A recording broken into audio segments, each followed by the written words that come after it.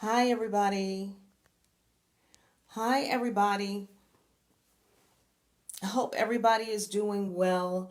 I have an interview this evening with Miss Samantha Francine, and I'm just waiting for her to join me.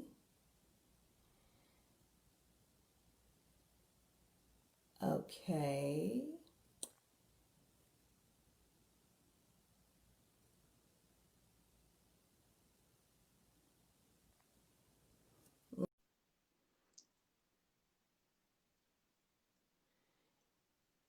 Are you here, Miss Francine?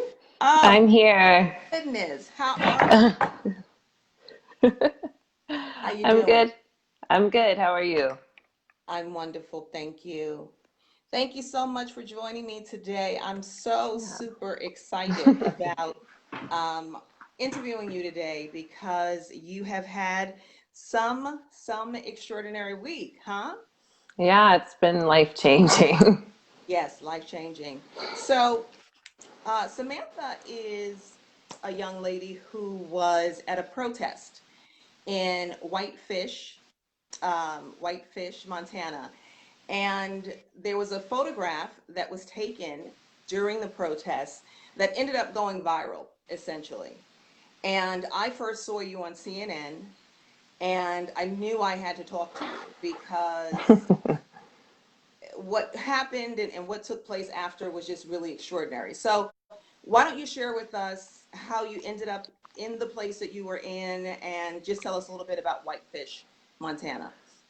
Right. So I grew up in Whitefish. It's a town, it's a very small town in Montana. The population is about 8,000 people. It's 90% Caucasian. There's very little people of color here, so that's how I grew up. So during this period of time with everything that's happening in the world, a group of people started to go out to protest and advocate for people of color, even though there's not many of us.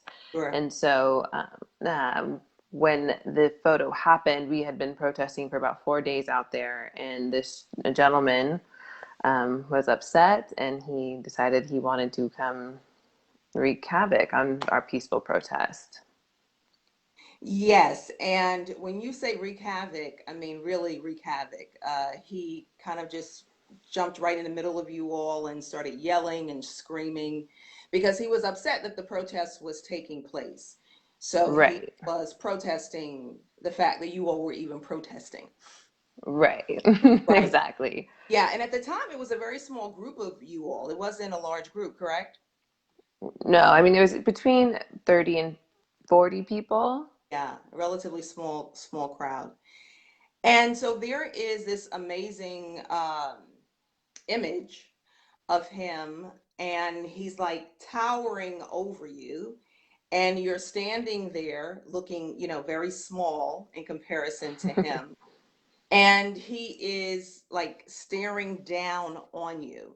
Now, there are a few Right, things about it that I now know, which just speaks volumes to the energy at that time. So the first thing is when he came over to you and started yelling, and he was yelling obscenities and all sorts of things, you you lifted up your glasses.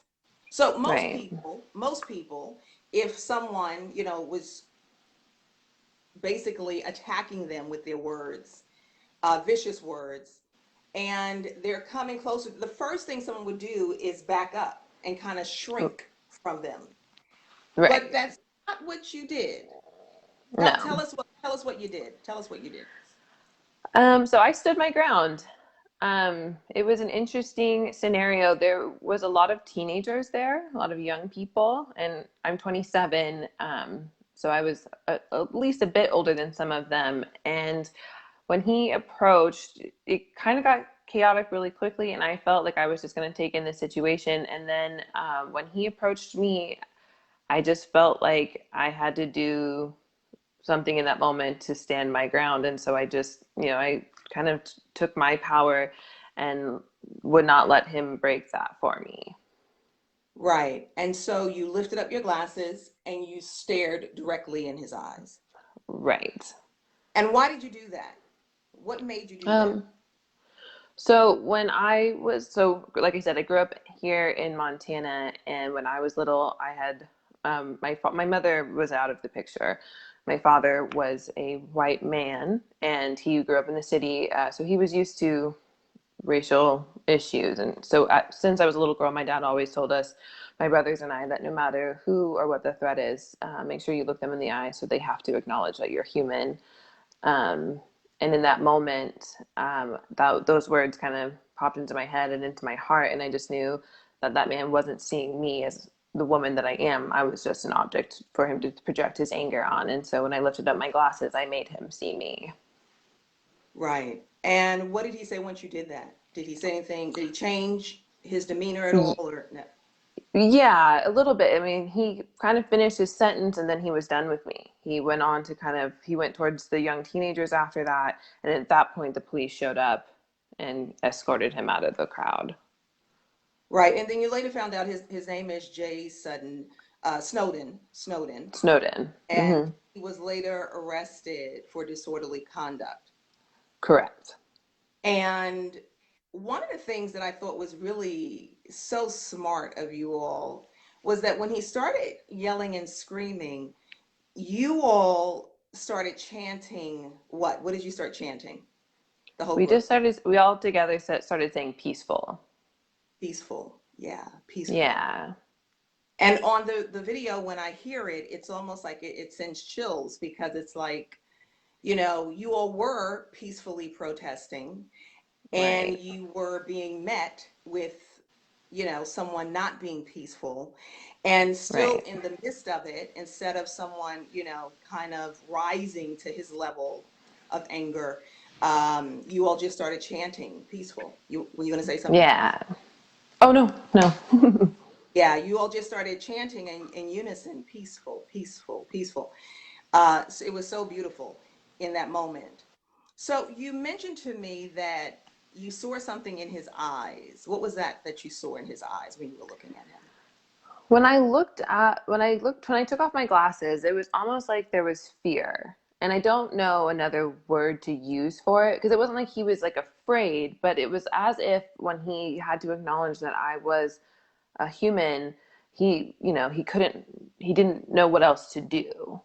And so then he went, towards a very young group. I mean, he's a 51-year-old man, and then he headed towards teenagers. I mean, once he had to acknowledge that I was a woman, an African American woman, standing my ground, it was as if he had this realization of what he was doing. He was intoxicated at the time as well. I do want to make sure Sure. Yes. that's known Yes. as well. He was intoxicated, and did you know that while he was in front of you, you could tell, Oh, you could smell the you could smell alcohol it. on Okay. him. Yeah. So you knew that. And why was it significant that he came as a white man? Why was that significant for you with the anger? Why was that significant? So, he's not the first white man to yell at me like that. He's not the second white man to yell at me like that. Again, like I said, my father was a white male who had addiction problems, and when he was using, he was a very abusive man, and he yelled at my brothers and myself like that. Uh, Again, also my ex fiance had the same issues, and he had a drinking problem or has a drinking problem, and when he was under the influence, he would get in my face like that as well. So it wasn't the first time, or the Yeah. second time, or the third time. And you had just decided just months ago that you were choosing not to be a part of that anymore. And so you Right. just recently ended that relationship. Yes, at the beginning of this year. So I read um, that you said everything in your life up until that moment prepared you for that moment. What did you mean by that? What did that mean? So again, my father was very abusive. And I never, I was a child and I couldn't stand up to him and I couldn't stand my ground. And my brothers and I faced a lot of abuse. Um, my father passed away 16 years ago this month. Mm. And as I got older, I've dated a lot of abusive males, unfortunately. I've let that pattern kind of continue through my life. And um, my last partner, I'm single right now, but my last partner, he took advantage of me as well. And I let a lot of terrible things happen to me because I couldn't find my voice and I couldn't find my power, and I had been smushed down for so long. And in that moment, the way that that man was yelling, and since then, but before I get into that, since then I've been doing a lot of work on myself. Even while I was in that relationship, I started seeing a therapist. I've been seeing a therapist for over a year, and I've just been really trying to get back to myself and get curious and all of that stuff. And so in that moment, all the work that I've been doing, when I looked up at him, I was looking at all of them. Yeah. And I was standing my ground and holding space for myself. And there was nobody, he was, even if he had hit me, even if he had hurt me, there was people around. He was exposed. All those things happened in the dark, behind closed doors and behind people's backs. And it was all secretive. And this time it wasn't. And I stood there and I held my ground, and I just knew that I was in a position of power, not him. Right. And what's so amazing, when I spoke to you and we did the pre-interview, what was so amazing to me, I didn't know that part of the story.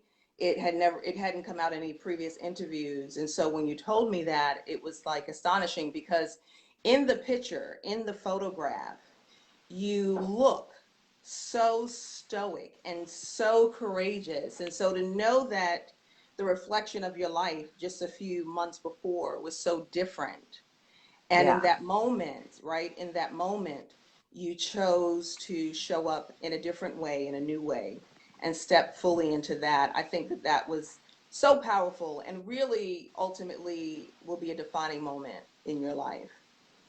Yeah. I think so too.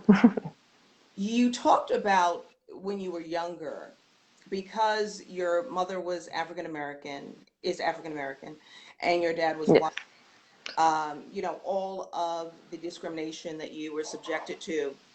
And I heard you talk about in another interview that you used to try to um, make yourself less African American from through, your characteristics or your body type. Why don't you share some of that with us? Yeah, absolutely. So, again, I didn't have any African American women or anyone, but especially women in my life. And so all my examples were white women, and they all had straight hair and slim bodies. And I mean, I had curly, huge hair and, thick lips and a thick waist. And I was, and I got made fun of all of those things. And so I spent most of my adolescence chemically straightening my hair. I used to keep my lips tucked in so that so they didn't look so full. And then I went through periods of time where I would starve myself so that I would come across less curvy, Wow. just because I was ashamed of who I was, unfortunately. Yeah, that is, and because of your lack of exposure Yeah, uh, to women of color who right, were part of your community, who were right, able to be an example to you, and so you were unable to see that and have that in your life. So right. you did something extraordinary, I think extraordinary, after the incident. Um, After the incident at the protest, what did you do afterwards? So after that, I mean, it was such a surreal moment. And, everyone asked if I was fearful and all of that. And I still don't know how to answer that question. I don't think I felt fear, but I felt a lot of different emotions, but mostly empowered. But with that, the next morning, the picture and the video were everywhere, and everyone was asking for this gentleman's name. And they were like, oh, and then we found out that his wife was also getting some hate. And Mm, as a woman who's been in an abusive relationship, because this man does have a record of domestic violence, my friend Marcella and I found it, we thought, what if we did something nice for her? So we got in contact with a friend of a friend and brought her a gift basket to work, just like some wine and some bubbles, mm. some flowers, some coffee card, when we got to exchange a few words and just let her know that, she's not her husband, and we didn't see her that way. And we wanted her to know that there wasn't any ill will towards whether, and I mean, I don't have any malice in my heart towards him, but especially towards her. I can sympathize with her a little bit. I understand what it's like to be under the hand of a man like that. And So you said he had some domestic charges, correct? yes, Yes. he's been in trouble a few times for domestic violence. So for you to be able to step outside of yourself, even in the midst of all that happened to you, you were able to still give love to her. And when I heard that, when I heard that at the end of the interview, I said, "Oh my goodness, I have to find her right now. I'm going to find her right because the spirit that would do that and look to help and move someone else despite what they're feeling or where they are in that moment is just it's just so big. And Thank I'm you. a firm believer in what you put out in the universe is what comes back to you. And so the Yeah. fact that you would extend yourself to her, and you said she was so welcoming and so gracious and Oh it, yeah, she, yeah, we were at her place of work, so we weren't able to communicate very well. But she messaged me later on Facebook, and we got to chat. And she expressed that even when she met me, she wanted to say so many things, but the words just weren't there. And I was like, I felt the same thing. I didn't want to embarrass you, so yeah. yeah. So it was a pretty special moment. And so have you been continuing to protest? Are you still protesting Every single night. every single Yeah, night? So you're we're. 20, you're go ahead, go ahead. Oh no, nope. I was just it glitched, I think. So you're 27 years old, Yeah. and the morning that you decided to go out to that protest, I'm sure you didn't know how big that moment would become for you. So Mm-mm.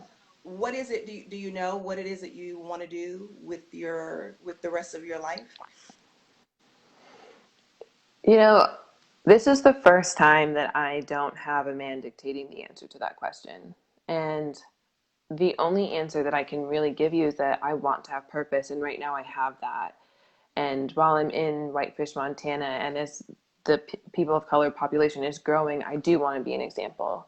I do want to be a leader. I don't want this to just be a fleeting moment where my face is on the internet and nothing happens with it. I really do want to harness this power and do good in my community and do good by the people, the young girls that are going to grow up.